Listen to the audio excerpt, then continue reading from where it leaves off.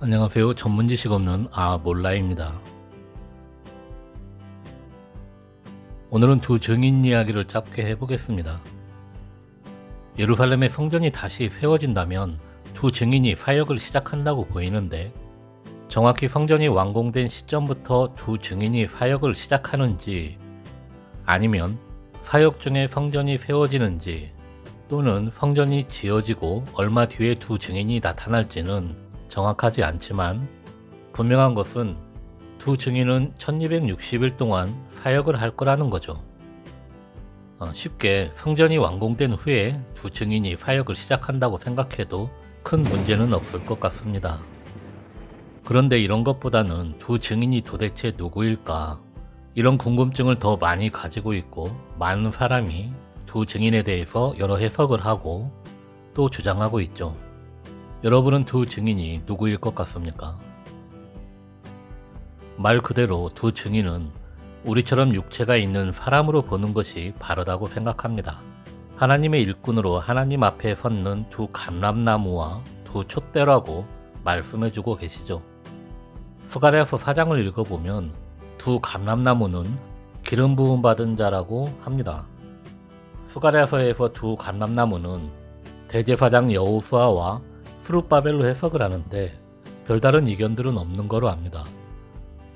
또한 두 증인이 사역하는 동안은 1260일이겠죠. 그들을 해하려고 하는 자들은 증인의 위에서 불이나 그들을 불살라 소멸시킨다고 하죠. 그리고 굵은 베옷을 입고 예언을 한다고 합니다. 분명 사람이라고 이해가 되는 부분이죠. 그런데 두 증인을 구약과 신약이라고 주장하는 사람들이 있고요. 또는 정경과 외경으로 이야기하거나 무슨 소리냐, 두 증인은 한 사람은 유대인이고 한 사람은 이방인이다, 이런 주장을 하는 사람들도 있고요. 그리고 예수님의 12제자 중에 2명일 것이다 라고 이야기하는 분들도 있습니다. 또는 무천년주의 해석으로 두 증인은 오늘날 교회를 말하는 거다라고도 하죠. 심지어 자기가 두 증인 중에 한 명이라고 주장하는 사람들도 있죠. 뭘 먹으면 그런 소리를 할 수 있는지 당최 알 수가 없습니다. 아무튼 성경적으로 딱히 근거를 댈 수 없는 주장들을 많이 합니다. 여러분, 구약과 신약이 베옷을 입고 책에서 불이 나오고 비가 안 오게 하고 그럽니까?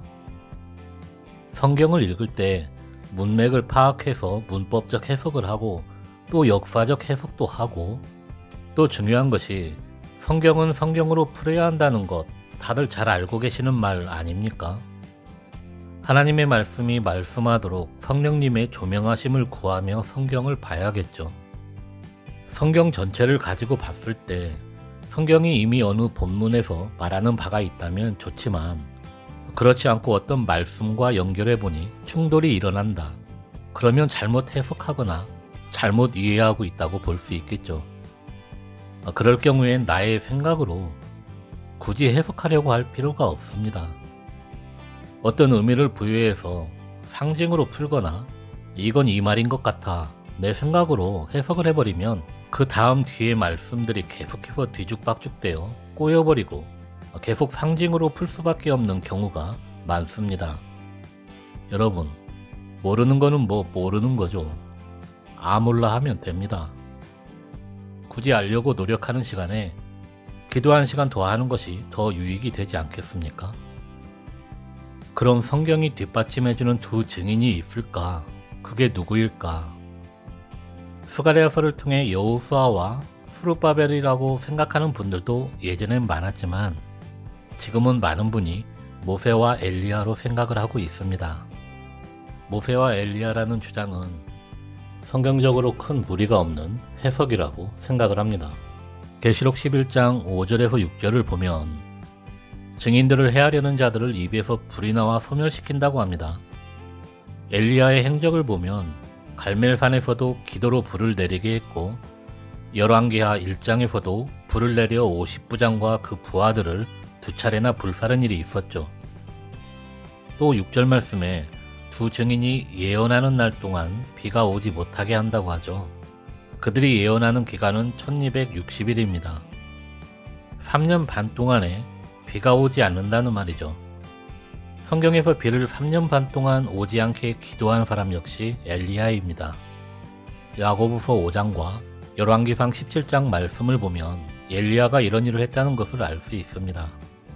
또 권세를 가지고 물을 피로 변하게 하고 여러 가지 재앙을 내린다고 합니다. 이런 일을 했던 인물은 당연히 모세를 생각할 수 있습니다.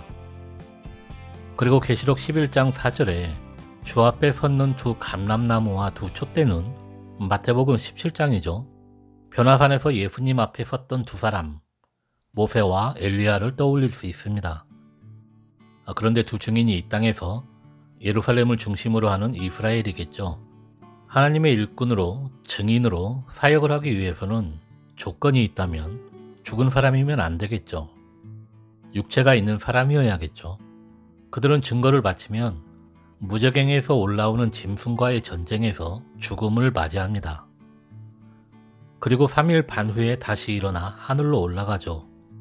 아무튼 죽은 사람은 증인이 될 수 없습니다. 영원히 증거하고 다니지는 않을 테니까요. 분명히 육체가 있어야 할 겁니다. 그런데 모세는 가나안에 들어가지 못하고 모압 땅에서 죽었죠.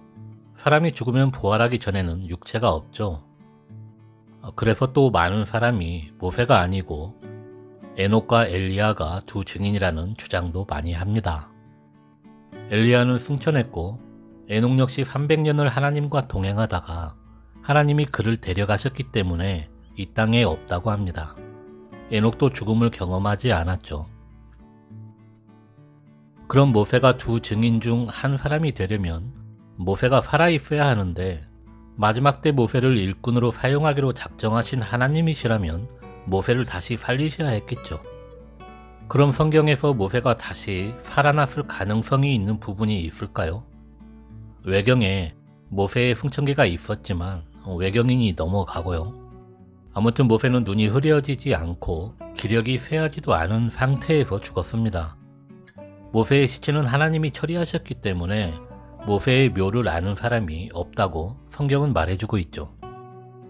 또한 모세 승천기를 인용한 구절이긴 하지만 유다서 1장 9절을 보면 미가엘이 모세의 시체를 놓고 마귀와 변론하며 싸우는 일이 있었는데 성경은 왜 이 부분을 이야기해주고 있을까? 한 번씩 생각해보는 것도 나쁘지 않겠죠. 또 변화산에서 예수님과 이야기하는 모세를 제자들이 보았습니다. 육체를 보았다고 이해해야겠죠. 환상으로 본 것이라고 이야기한다면 몰라입니다. 그리고 마태복음 27장에서 예수님이 십자가에 돌아가실 때 많은 무덤이 열리는 사건이 있었고 예수님이 부활하신 후에 그들이 무덤에서 나와 거룩한 성에 들어갔다고 합니다. 혹시 모세도 이때 짠 하고 히브리서 9장 27절을 보면 사람이 한 번 죽는 것은 정해진 것이라고 하죠. 그래서 죽지 않고 올라간 엘리야와 에녹을 이야기합니다. 쉽게 말해서 사람은 한 번은 죽어야 하는데 엘리야와 에녹은 죽음을 경험하지 않았기 때문에 두 증인으로 와서 짐승에게 죽임을 당해야 하는 것이 적합하다는 것이죠. 이 말씀을 가지고 에녹을 증인으로 말하기에는 모세보다는 부족한 점이 많은 것이 사실입니다. 에녹이 하늘에서 불이 내리게 했다든지 물을 피로 변하게 했다든지 특별한 사역을 했다고 성경엔 기록이 없습니다. 유다서에 에녹이 예언했다는 구절이 있긴 하지만 역시 에녹서를 인용한 구절이죠. 성경은 구체적으로 에녹을 이야기해주고 있지 않습니다. 사람이 죽는다는 것은 정상이죠. 사람은 태어나면 언젠가는 여러 이유로 죽음을 맞이합니다. 이것은 보편적인 진리라고 보시면 됩니다. 사람은 누구나 한 번은 죽는다. 이게 보편적인 진리이지만 성경 안에서는 두 번 죽은 사람도 많이 있습니다. 또 에녹과 엘리야처럼 죽지 않은 사람도 있고요. 나중에 휴거가 있다고 믿는 우리들은 어때요? 죽나요? 안 죽나요? 여러분, 그럼 두 증인은 왜 필요하고 무슨 예언을 한다는 걸까요? 이 부분은 말할 것도 없이 하나님의 백성인 이스라엘을 위해서 필요하겠죠. 예수님 초림 때 이들은 예수님을 받아들이지 않고 거부했습니다. 하지만 하나님은 출애굽 이후로 하나님을 대적하기도 하고 원망하기도 하고 다른 이방신을 섬기기도 하는 정말 말 안 듣는 백성들이지만 그때마다 이방 나라를 이용해 혼내시기도 하면서 하나님께 돌아올 것을 항상 이야기하십니다. 마지막 때에도 끝까지 포기하지 않으시고 사랑하는 자기 백성 된 이스라엘을 하나님께로 돌이키기 위해서 일꾼들을 사용해 일하시는 겁니다. 주 증인의 예언은 다른 게 아닙니다. 이스라엘 백성에게 하나님의 뜻을 전달해서 그들이 하나님에게 돌아오게 하는 것, 그 일을 주 증인이 마지막 때에 감당한다고 보면 되는 거겠죠. 주 증인이 온 세상을 돌아다니며 복음을 전파한다고 이야기하는 분들도 있지만 I'm sorry입니다. 또 주 증인의 활동 시기에 대해서도 전 3년 반이다, 후 3년 반이다 여러 주장이 있죠. 영상이 또 길어지면 여러분이 싫어하기 때문에 이 부분은 다음에 7년 환란 이야기를 한다면 그때 한번 이야기해 보겠습니다. 누가 저에게 주 증인이 누구라고 생각하냐고 묻는다면 제가 가지고 있는 성경 지식의 범위 안에서 모세와 엘리야를 두 증인이라고 생각하는 것이 성경적으로 봐도 가장 적합한 것 같다고 이야기할 수 있겠습니다. 하지만 여러분, 아몰라가 항상 하는 말처럼 뭐가 중요합니까? 주 증인이 모세와 엘리야면 어떻고 에녹과 엘리야면 어떻습니까?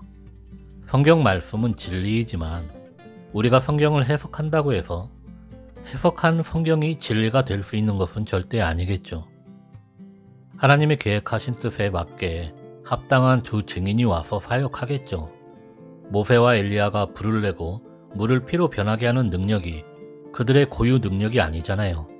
하나님이 주신 능력으로 행하는 거죠. 아브라함이든 요셉이든 사무엘이든 다윗이든 누가 오든지 하나님이 그들에게 능력 주시면 그들도 그런 기적을 행할 수 있는 거겠죠. 그가 한번 죽었던 사람이든지 안 죽었던 사람이든지 하나님이 하시는 일이고 하나님은 항상 선을 이루시는 분이라는 걸 우리는 알면 되는 겁니다. 중요한 것은 마지막 때 이스라엘에서 주 증인이 활동하듯이 지금 마지막 때를 사는 우리도 한 영혼이라도 하나님께 올 수 있도록 열심히 전도자로 돌아다니면 우리 주님이 기뻐하지 않을까요? 그런데 이놈의 코로나 비대면 때문에 꼼짝만 해. 그럼 여러분 건강 조심하시고 안녕히 계세요.